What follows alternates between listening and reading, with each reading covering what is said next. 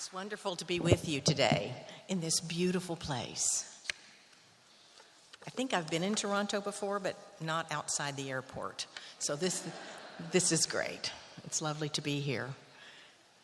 And it's wonderful to know that you're here because you really love children and the desire of your heart is to draw them closer to God. I wanted to do some free advertising. I think it's up there. Yes.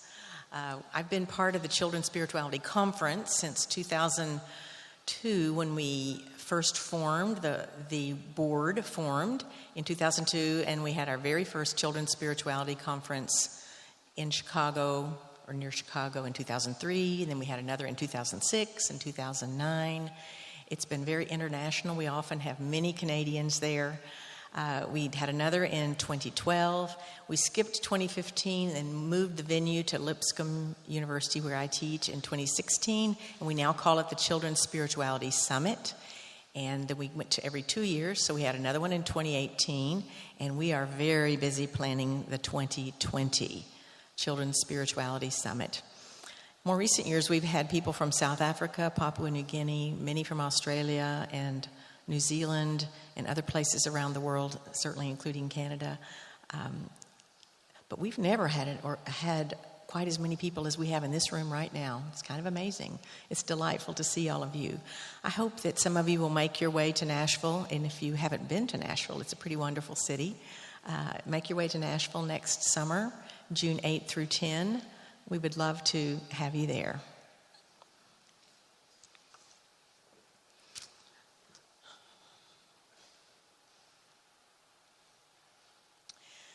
Today I'm going to be talking about children's ministry, and I'm going to be especially focusing on nurturing the child's relationship with self, others, and God.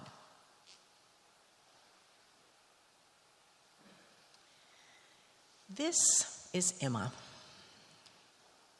I've known Emma since her birth. She stays at our house every summer. She's actually one of my grandchildren, but Emma is not her actual name. I've changed names to protect the innocent and the guilty in this story. She comes to our house every summer, and when her brother came along, they both would come. And by the time they got to number 3, we needed to divide them up and not have 3 at the same time. And when we got to 4, we would have 2 and 2. By the time Emma was 4, I began to notice that she had a distinctly precocious emotional awareness.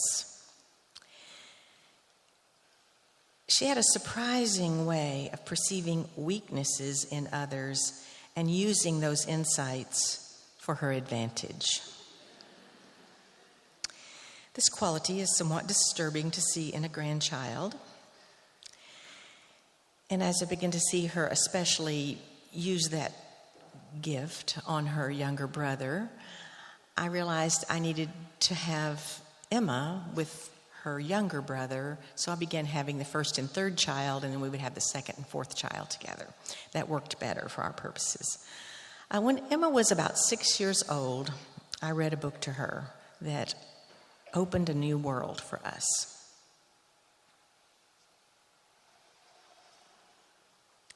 This is Anansi and the Moss-Covered Rock. It's not a particularly wonderful book. It's an ordinary book.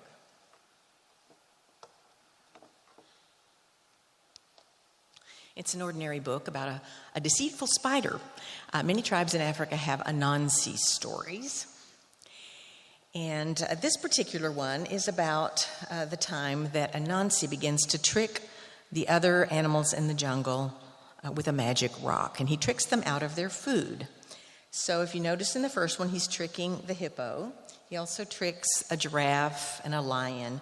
In this next one, he is tricking an elephant. So there's the spider, Anansi, there's the elephant. And if you look in the upper left-hand corner, you see another animal. Can you see it from where you are? Okay, it's little bush deer peeking out behind the bushes, watching what's going on. So little bush deer watches while all the animals of the jungle fall to the magic trick and lose their food. Well, eventually, little bush deer decides to get the food back for all the animals, and she does so by turning Anansi's magic rock back on himself. and little bush deer returns all the food to the animals, and all is well. After I read this book to Emma, I asked her, as I like to do when I read any children's book to a child, who are you in this story? Most children say they're the little bush deer because I suppose they want to be the hero. Somebody over here is already ahead of the game. Yes, that is not what Emma said. I said, who are you in the story? She said, I'm the spider. And I couldn't wait for the next answer. The question is, why are you the spider? And she said, I like to trick people. Well, I knew that. I wasn't really aware of whether she would be able to see that in herself and say so and admit it to me. She was quite transparent. But our conversation was not over yet. Here's the last one. She said, oh, I'm the little bush deer too. And I said, oh, tell me, why are you the little bush deer? And she said, I like to spy on people. Again, I was amazed that she knew herself so well that she was so honest with me. Over the next several years, I watched as Emma developed relationships with her younger brothers and sisters. You might be able to tell a little bit about her by this picture. In particular, she used her advanced emotional intelligence to plague her brother. And as you can see, no love was lost. But over the years, I have continued that conversation with Emma and eventually with Jonathan. I told you his name. I call him Lucas in my story, so I don't know which one I'll be calling him. I will continue this story at the very end of our time together. But sharing this episode illustrates how reading an ordinary children's book can function as a wonderful tool for exploring two aspects of children's spirituality: the child's relationship with self and the child's relationship with others. Later, I will connect this story to the child's relationship to God. But that brings us to our next piece, which is defining children's spirituality. Since 2004, I've been teaching a course at the university level on children's spirituality, and I always challenge my students to come up with a definition. I would say the phrase children's spirituality has been a part of the ordinary conversation of people in children's ministry for about 20 years. But the conversation started earlier. I would say we could mark it from 1991 when Robert Coles wrote The Spiritual Lives of Children. This is a very academic book of his research over 5 years. A lot of academics read it, not a lot of ordinary folks. The rest of us have been reading it since then. But that began, I would say it began the conversation, at least at the academic level. What began to open it up to the rest of us were two books in 1998. One, which you may be aware of, The Spirit of the Child by David Hay and Rebecca Nye, Brits. And this was first published in 1998. It was reissued in 2006, so if you're aware of it, you may be using the revised version, slightly revised. Wonderful book, helps us enter that world of children's spirituality. They were really trying to come up with a definition because at that time, in 1988, in fact, Great Britain had mandated that instead of teaching religious education, now the schools were required to teach spirituality education.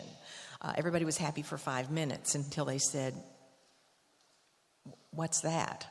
They needed to know what was meant by that. And so Rebecca and I and David Hay began hammering out what that was. And I'll tell you their definition in a minute. But the other book that came out in 1998, which probably many of you are familiar with, is Catherine Stonehouse's Joining Children on the Spiritual Journey. If you are not aware of this book, put it down. Write it down. This is, I would call it the classic for joining children on the spiritual journey. She does a wonderful job of explaining it to all of us. It's one of the first books I read when I began my dissertation work in 1999. I was so happy these books had come out. It helped me get going. But I've looked at all these books, and I have found definitions that really work well. I didn't find what I was looking for in those books for a pithy, memorable definition. So I'm going to share with you, I'm going to skip these. These are, maybe I should start with these. First, I looked at Christian spirituality. What do we mean by Christian spirituality? This is one of the best definitions I found. This is from Philip Sheldrake. He's also British. A conscious relationship with God in Jesus Christ through the indwelling of the Spirit and in the context of a community of believers. I like that definition, and I looked at about 100 definitions of Christian spirituality. I like this one because it has the relationship piece. It is Trinitarian, and very few definitions of Christian spirituality are Trinitarian. It has certainly a role for the Spirit, and it also places it in the context of believers. Sometimes we think of spirituality as something that happens alone, but actually I do think it's very important to have this communal aspect. So I like that definition. Still not very usable in our context for children, but it was helpful to me. Then I looked at the phrase spiritual formation, which is very related, and I thought, maybe I'll find a good definition there. My favorite definition of Christian spiritual formation is James Wilhoit's definition, and it is the intentional communal process of growing in our relationship with God and becoming conformed to Christ through the power of the Holy Spirit. Again, what I like about this is the Trinitarian focus. I like the word intentional, but of course, one of my favorite words is communal. Again, growing up into Christ is a communal process. It's very hard to do alone. You think you can do it alone, and you just do really well until you run into people, and then you find out you haven't grown as much as you thought you had. So it really is a communal process, and I like the idea of it's a process. I'm not finished yet. I do remember knowing my grandmother well, in her 50s and 60s, and I thought, I'm going to be like her. I'm going to be all spiritually mature. Well, I found out that it doesn't just happen by turning 50 or even 60. It is a lifelong process. So he has that idea of process, this becoming, and I like conformed to the image of Christ. It's lovely. But that still didn't work as a usable, pithy, memorable definition for me for children's spirituality. It's a good definition. But I found two definitions that I built the definition we'll be using today. I found those first in Barbara Kimes-Myers and then second in Rebecca Nye. Barbara Kimes-Myers is still living. She's been retired some years, but she is a well-known early childhood educator in the United States, was part of the beginning of Head Start back in the 60s and 70s. So she's been a leader in early childhood education for decades. In her book, she says that children's spirituality, and by the way, though in public schools in the United States we don't do much with religion at all and even very little with spirituality, she was a proponent of children's spirituality in those preschool settings. If you work with little children, it's very hard to deny that they're spiritual beings. Now, in our preschools, we're careful in the United States to separate that out from religion, but there is a deep spirituality of children that can be taught and can be encouraged, that's not attached necessarily to religion. And I'll give you a definition that works for that, and it works also well in Christian contexts. Her definition is that children's spirituality is a socially constructed web of meaning connecting the self, others, world, and God. And cosmos. She says cosmos. So I'm going to leave that back there. She says it's a socially constructed web of meaning connecting self, others, world, and cosmos. And I'm not sure how she would differentiate between those. Rebecca Nye's is very similar. But she says, she calls it relational consciousness. And she says it is the child's consciousness or perceptiveness about how the child relates to self, others, world, and God. Relating to self, others, world, and God. For today, we're going to focus on just self, others, and God. Self, others, and God. And here's the definition that I'm using often in most settings that I am. Children's spirituality is a quality present in every child from birth, out of which children seek to establish relationship with self, others, world, and God. It's a quality present in every child from birth, out of which children seek to establish relationship with self, others, world, and God. I believe they're spiritual beings because God created human beings to be spiritual beings. We are spiritual beings. And I also believe that God initiates this relationship with all children. It is at His behest that children come to know Him. He is seeking relationship with all children. As I said, today, we will mainly focus on the child's relationship with self, others, and God. And I base that on the first and greatest commandment and the second one. Love the Lord your God with all your heart, soul, mind, and strength, and your neighbor as yourself. So this is a relational command. Love God and your neighbor as yourself. We have self, others, and God.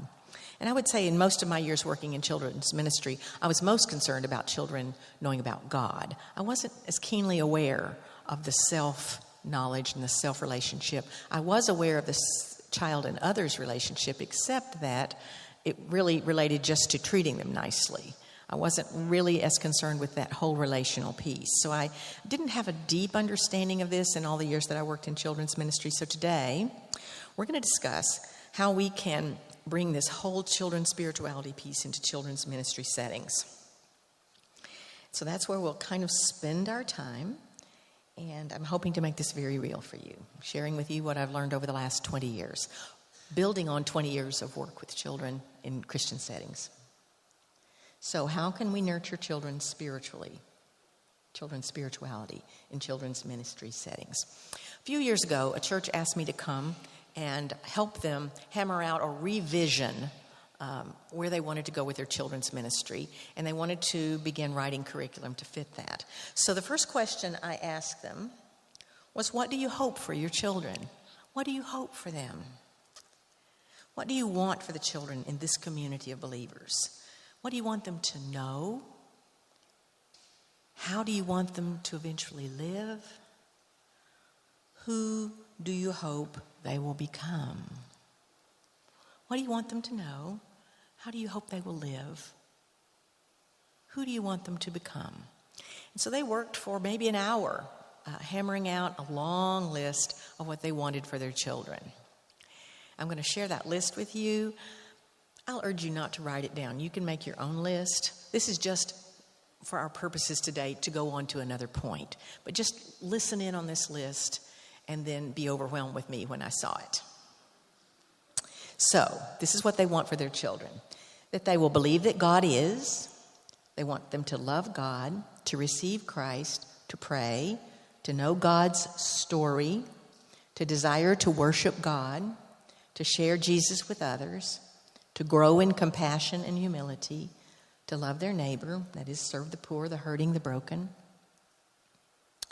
That they will begin to acquire an understanding of their place in the kingdom of God, the role of the Holy Spirit, the Trinity, the central importance of Scripture, the power of sin, the crucial role of the church as an essential community of Christ followers, the need for Christ to save them. That should have overwhelmed you. It's a lot. If whoever hired you in your position or whenever you volunteered, if you saw this list and they said, we expect you to do that, you would be pretty overwhelmed. At least you should be. At least you're not alone. The parents are walking right there with you. The rest of the church is walking right there with you. You're not required to do this alone. But we looked at that list and we worked through some things.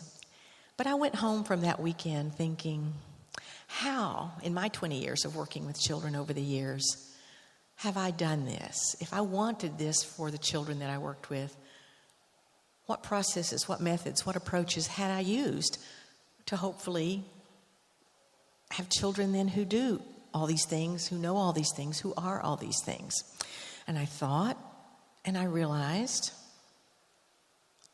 what I had done for all of this to happen was I had taught the Bible. that's what I did. My background is in educational psychology. I'm a teacher. I have taught in the education department at 2 universities before I moved into Christian education. I taught in inner city public schools. I got my master's, as I said, in educational psychology. I'm steeped in that. I started teaching children in the church setting when I was 11. I had my first VBS group of kindergartners when I was 11. It was pretty fun. I still remember what I did. And I've been teaching pretty much ever since. I took off 3 weeks at the birth of one child and 4 weeks at the second and third. But basically, I've been teaching children and I love it. Every time something new would come into the educational world, I would import that right into my Sunday school class or my children's church. When exploratory learning came in, when discovery learning came in, when learning centers came in, learning styles came in, various intelligences, multiple intelligences, I was right there bringing it into my Sunday school. So whatever I was learning in the educational world, I just imported it directly into Sunday school, which was great because my goal was to teach the Bible to children. And I have to say, I think I did a good job. Those kids knew all the kings of Israel, all the kings of Judah. There were only 7 good kings. They knew all the books of the Bible. They knew the chronology of Jesus' life, some of the differences in the Gospels. They knew the salvation stories in Acts. They knew the metanarrative, the story from beginning to end. That was my goal. I helped design curriculum that every 3 years we would cover the whole Bible. I liked what I did. I wanted them to know the stories, and I wanted them to live it. So if I taught the story of Ananias and Sapphira, I wanted them to be able to know who they were. They lived at the beginning of the church era, and they had lied. They had tricked others. They had been hypocritical. And so when they went out, I wanted them to be able to tell their parents the Ananias and Sapphira story and that they shouldn't lie. And I thought I had done a really good job. And I may have done a really good job with those 2 things. But I left out really an important piece. I remember teaching the story of Jesus feeding is it 3,000 or 5,000? When the little boy shares his lunch. Oh, I should know this, shouldn't I?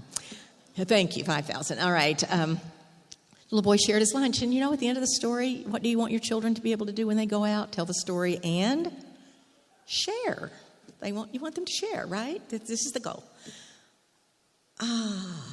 Later in the 90s, when I began to read some of this children's spirituality stuff, I began to say, maybe I wasn't asking all the right questions. Maybe there's more. And so I began at that point to at least add one piece. So why did we teach the Bible? I taught it to know the Bible and so that the children would know how to live. But in the 90s, I began adding another piece, and I'm going to add more to this. I wanted them to know the God of those stories, to know God, not just about God. That God who's calling us to live in such a way that we honor Him in all we do. So it's not just be sure you don't lie, but when you know God, you want to honor Him in all you do, and that includes not lying. I had gotten some things out of order, and I began to try to remedy that. And so the Ananias and Sapphira story came to be about people who meant to love God well, and they fell short. They didn't quite know how to honor God in their lives yet. When the story of Jesus feeding the 5,000 with the little boy's lunch, yes, the little boy shared his lunch. That's lovely. He is still not the hero of that story. What we missed was that Jesus' compassion for those hungry people trumped the concern of the apostles who said, let them go on. They can get food wherever they go. Jesus said, they've been following me for days. We need to feed them. He was deeply aware of their human needs. Jesus is the hero of that story. I wish I had taught with an eye toward being compassionate like Jesus is compassionate. So it's reoriented the way I teach Scripture. I wasn't wrong before. I just didn't have the full story.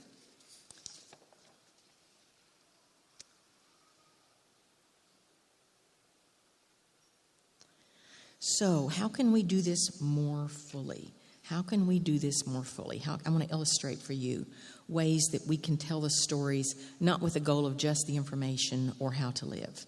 So, when we teach the story of Jacob and Esau, my memory of my teaching this is of how foolish Esau was, how unwise he was to sell his birthright for a mess of pottage. Actually, the point of this story is to show that God was at work bringing about his purposes, using all of us, even those of us who are flawed, all of us, even when we sell our birthright. God is in the business of redeeming and reconciling, as he did with Jacob and Esau. This is the God that we want our children to know, the one who's drawing them, using them, seeking them, preparing work for them, using them, even if they sell their birthright, even if they're broken. That's a huge message for children and all of us. I remember teaching Joshua that fabulous verse about be strong and courageous. And that's what we want our children to be, strong and courageous, absolutely. Joshua tends to be the hero of that story. But actually, this story is about God. God is calling leaders. He's preparing leaders. He's upholding leaders by his mighty arms. This story is about God and who he is, not who Joshua is. And yes, we are to be courageous because God is calling us into his story. And we trust him, and so we can be courageous because we trust in God. The emphasis is off Joshua and on to God. So I began to do this in the 90s, but there's more. One more story. I remember reading lots of children's renderings, curriculum renderings of the story of Esther with a great focus on her beauty and her purity. We missed it on that one, folks. This is not about Esther's beauty. This is about a God who is at work in the world, bringing about his good purposes, using those who are willing, using whatever assets they happen to bring. In her case, it was her beauty. Had she had another asset, that's what he would have used. But it was her willingness. And she needed a little encouragement along that line from Mordecai. We all do, actually, in our callings, because we're not always courageous to start with. But God sends around us people to encourage us, and he holds up our arms. So I've reframed the way I tell stories so that children's focus is on the God that we know, who God is, what he's been doing. And when we do this, we connect with that piece of the definition that notes the relationship with God. So the child's relationship with self, others, and God. I started there, which was terribly important. It is hard to know God, to be in relationship with God, if you don't know who that God is. I knew a lot about God, but I did not know God. I didn't know his character. I didn't know his being. I didn't know who he was. As you come to know God and his love for you and his desire to lead you and love you and carry you forward, you want to know him more. That's a different focus. So that is one of the ways that I begin to change my focus for teaching the Bible. Another approach in teaching the Bible, so that we are fostering this broader sense of the child's spirituality, is to enter the Christian metanarrative. You may have heard this phrase before. So what's a metanarrative? A metanarrative is the grand narrative that explains a people group's history, experience, knowledge, and purpose. That is their reason for being. So your grand narrative, your meta-narrative, is the one that explains you, your history, your experience, your knowledge, your purpose, your reason for being. It's what you draw your identity from. Now, all kinds of people groups have meta-narratives. This is not just the religious or the Christian meta-narrative. For instance, Canada has a meta-narrative. Now, I almost always speak in United States settings, although I spoke in Australia and New Zealand last year. I had to change all of this. And I learned a lot about Australian history and New Zealand history. So I Wikipedia'd Canada today to figure out your history. And I'm sorry, this is a very quick version. It's probably somewhat full of errors. And I jotted it down somewhere. I hope I still have it somewhere, if I can remember it. Okay. My memory is there were indigenous peoples here. Eventually, Canada was colonized by the English and the French. There was much fighting. And the Brits won, mostly, and then ruled Canada for some years, long past Canada wanted to be ruled, and eventually, in the 20th century, laid down part of that. I read one date as 1931 as being an important date, and another was 1982 for full sovereignty. I hope that's correct. That's your meta-narrative at the very 30,000-foot level. I realize there are smaller meta-narratives, but that's the meta-narrative you may have heard in school. That's your meta-narrative, and part of your identity is that you're Canadian because you draw it from that meta-narrative. But other people groups have meta-narratives, not just countries. I became aware at 9/11 that there are firefighter families that have meta-narratives. We are firefighters. That's what we do. We save people. We rescue people. We go into burning buildings. That's our family's meta-narrative, firefighter families. There are police families. There are military families. That's part of their identity. If you know a military family where fathers and mothers perhaps in past were part of the military and then children are and grandchildren, it's part of their meta-narrative. It's who they are. It's part of their story. Sometimes our stories are in conflict. So the Sunnis and the Shiites have different meta-narratives. They're similar for a while, but they are very much in conflict. So even similar meta-narratives can cause a lot of conflict. So what is our meta-narrative? What is the Christian meta-narrative? I think you know. God's story is our meta-narrative. It is the Christian master story, the story in which we find our identity, and the story by which we live our lives. When you have led a children's ministry for 10 or 12 years and you've had children go all the way through, you want them at 6th grade or 7th grade, I don't know how you call your grades here, you want this to be their first identity. This is their meta-narrative. It is who they are. You want them to enter this meta-narrative and become part of it. How can we do that? We teach the meta-narrative of the Bible to give children the one and the true fundamental story by which to live. To help children know who they are, what they're doing on earth. To help them take their place in this story, by the way. The story's not over. It didn't end in Revelation. We are all part of God's meta-narrative now, and the children that you work with are part of that meta-narrative.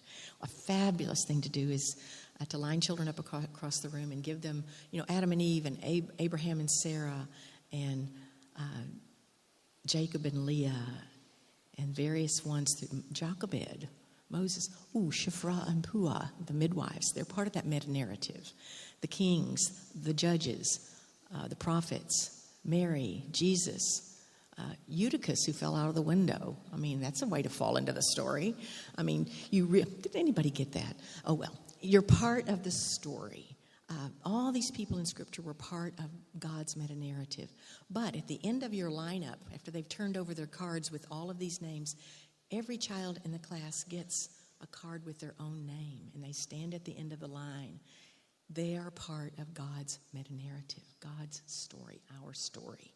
And to take their place in that line across and to see all the way from Adam, all the way down, they're part of the story. That's a great thing to do in any classroom. Probably readers could do this. They would need to be able to read the names.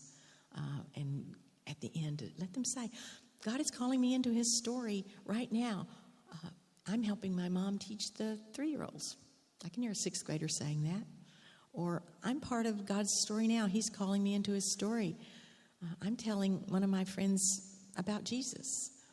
Or I'm in God's meta-narrative. I'm in God's story. Right now, I'm just practicing the piano every day because that's what I need to do. That's all right. What you're being called to do in this story can be pretty ordinary, but it's what you're called to do in God's story right now. Help them to join the story that God inaugurated in the beginning and will finish when Jesus returns. And at the very, very end, the last card will be, and Jesus returns. So the beginning and the end of the story, and we're in it. So how do we teach God's story in a way that nurtures children spiritually? I taught God's story really, really, really well for about 20 years. But I don't think I taught it in a way that nurtured them spiritually. I think they got it here, and I think they got it here. But I'm not sure they got it here. So we'll spend the rest of our time looking at 3 circles. Oh, not very much time. Knowing, being, doing circles. These are old phrases that come from Christian education. These are called the 3 domains of Christian education. You want children to know the information, which is called the cognitive. You want them to do right things and not do bad things. That's behavioral. And then there's the affective. That's the heart piece. You want them to be formed into Christ, into his image. You want them to have the heart of God. That's that being piece. That's that relational piece. That's that child self, child others, child God piece. When I was a child, I didn't know about these 3 circles, and I don't think anyone else did. And this is the way my circles looked.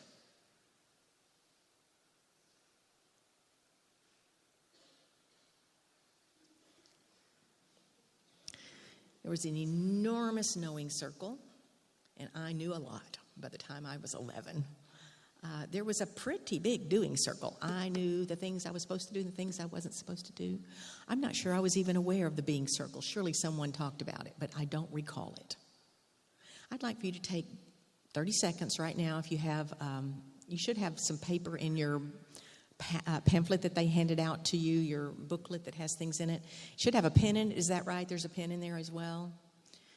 Go ahead and pull that out. I'd like for you to draw your circles. So go ahead and pull that out. I'm going to give you a minute. I would like for you to look back to your childhood and to your children's, your Sunday school experience or your children's church experience, and just characterize it. You may have had very balanced circles, and if so, your circles will look just nice, lovely balanced circles. So go ahead and draw your circles. If you didn't attend a church or you weren't part of a Christian community as a child, you're here because you're working in children's ministry in some capacity.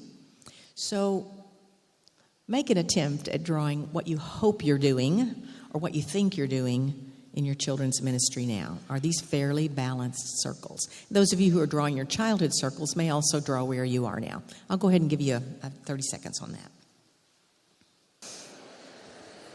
Okay, I must draw you back. I hope you've at least shown someone your circles. You can continue to unpack those the rest of the day and as you go home. I have a couple more things I'd like to share with you before we go. Another way of looking at this is head, heart, hands. That might be an easy way for you to remember head, heart, hands, if that will help you to remember the knowing, being, doing circles. Interestingly, I've been doing this with my education, children's ministry and youth ministry education classes for about 15 years. And recently, 4 or 5 years ago, I saw some circles that looked like this. They were beginning to say they didn't really know much of the story or much of God's story in the Bible, but they were really urged to just be really wonderful people and, love God, but they didn't know very much about God. And to me, this unbalance is also problematic. So it's not like we're trying to just get very large being circles. I want to caution against that. We really do want a balance. All are very important. So that's what we're seeking. So how can we do this? How can we lean into that to nurture children spiritually? That is, nurture the relationship with self, others, and God. So I'm going to urge you to begin asking 3 questions. Any story you tell. You don't have to ask all 3 every week, but these are excellent questions. What is God doing in this story? Not what Joshua's doing, not what Esther's doing. What is God doing? What does this story tell me about God? Not what does it tell me about Ananias and Sapphira? What does it tell me about God? Where am I in this story?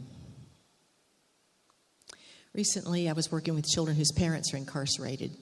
And I told the Good Shepherd Godly Place story to a little girl. She was 11. We had noticed over the weeks that she felt very responsible for her little sisters, and we really hadn't followed exactly what was going on. But when we got through with this story, her mentor said to her, "Who are you in this story?" And most children say they're the sheep that got lost, or they're one of the sheep in the pen. Of course, a couple of people sometimes say, "I'm the wolf." But she said, "I'm the Good Shepherd." I had never had a child say that. But she explained that her daddy is dead and her mother is in prison. And her two sisters, younger sisters, are living with friends, not a relative. They're not in foster care. They're with friends. And she said, "It's up to me to make sure my sisters stay together with me until my mom gets out of prison." That's her story. She's the Good Shepherd. Now, we wanted her to also know that she has a Good Shepherd. And by the end of our time with her, I hope she was also seeing that she has a Good Shepherd. But that was a very important identity for her. And we didn't know that until we asked her who she was in the story. You'll be surprised what children say. And they might not be the obvious one in the story. It may surprise you.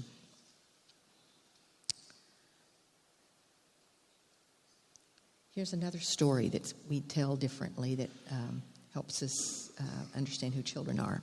So if we're teaching David and Goliath, instead of focusing on the number 5, maybe we could actually help this story relate to children. So when David says, "God who rescued me from the paw of the lion and the paw of the bear will rescue me from Goliath." And when you help your children enter this story and say, "Who are you?" you can put it this way.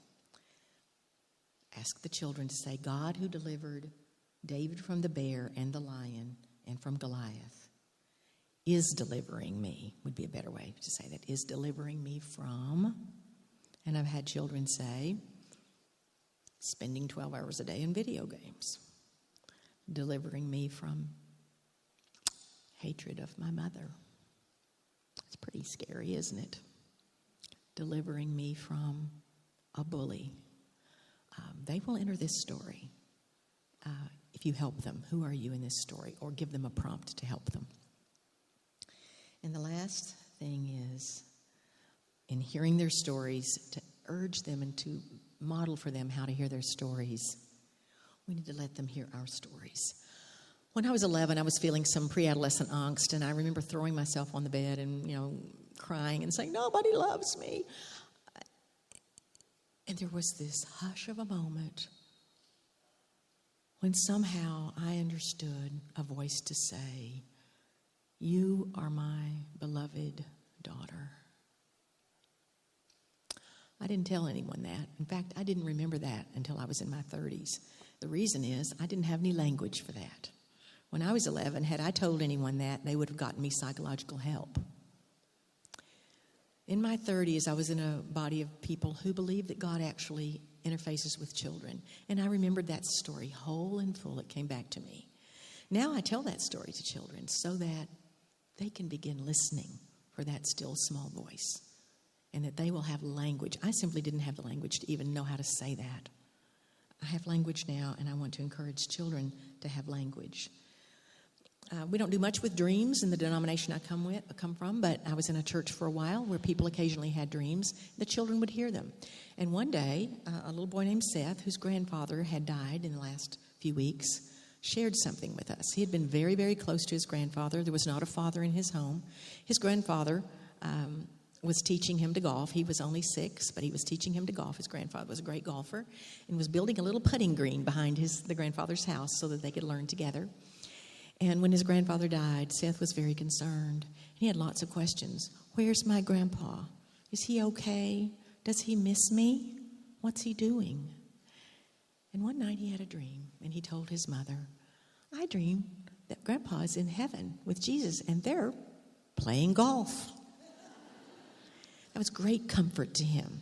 And I don't know if there's golf in heaven, and I don't care. What I care is that God knows that child well enough to comfort that child and assure that child that his grandfather is all right. But we need safe places to hear the stories of our children, and they won't be able to share them unless they've heard us also share what God is doing in our lives. Well, I'll finish with my story that we began with. Here's Emma. Their arguments with each other continued for a while. And every summer when one of them would come, I would talk to that child about the other child. And one time, I asked Emma, "How are things going with Jonathan?" Emma paused and then spoke in a loud and irritated, dramatic voice. "It is war." And I said, "Do you want it to be war?" And she paused and said, "Not really." And I asked, "Is there anything we can do or anything you can do?" "I don't think so." And I asked, "Do you have a soft heart toward your brother?" She said, "Not really." I said, "Do you have a hard heart toward your brother?" "I think so." "Is there anything we can do about that?" "I don't think so."